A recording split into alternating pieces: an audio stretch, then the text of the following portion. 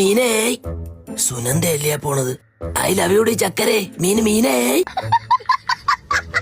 വൈകിട്ട് വീട്ടിന്റെ ബാക്കിൽ വരാം. മീനേ നിന്റെ അച്ഛൻ തവളരായ വീട്ടിലുണ്ടെങ്കിൽ ഞാൻ വരൂല. മീനേ ഏതൊക്കെ മീനുണ്ട്? സുനന്ദ രായൻ, അമ്മ ഭവാനി.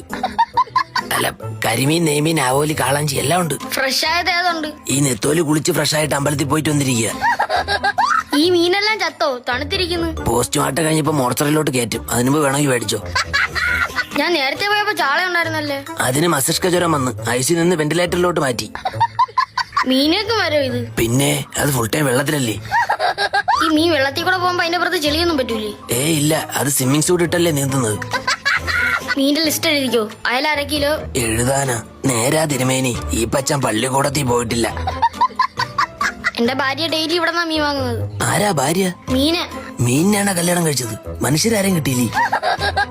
എന്തൊക്കെ തരം ആൾക്കാരാ നോക്കണേ. ഭാര്യയുടെ പേരാ മീന്. ഓ, മറ്റേ പൊക്കിലിന്റെ സൈഡിൽ കറുത്ത മറകുള്ള ചേച്ചി. മീനൊക്കെ വലയിട്ട് പിടിക്കുന്നതാണോ? അല്ല, ഞാൻ കരയിരുന്ന് മീനിനൊക്കെ മെസ്സേജ് അയക്കും. അപ്പൊ അതൊക്കെ ഇനി കയറി വരും.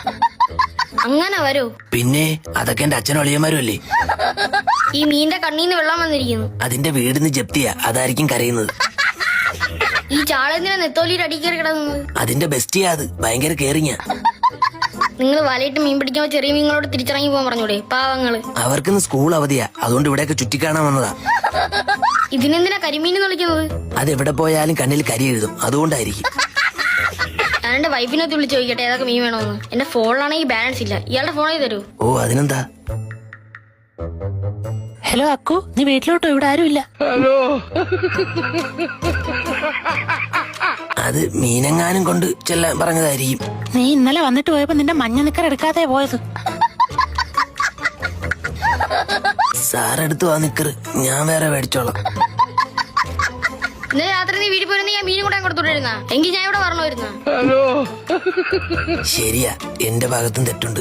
ഇനി എന്നും രാത്രി ഞാൻ മീനും കൊണ്ട് വന്നോളാം. രാത്രി പുതിയ സ്റ്റാഫിനെ വെക്കേണ്ടി വരും.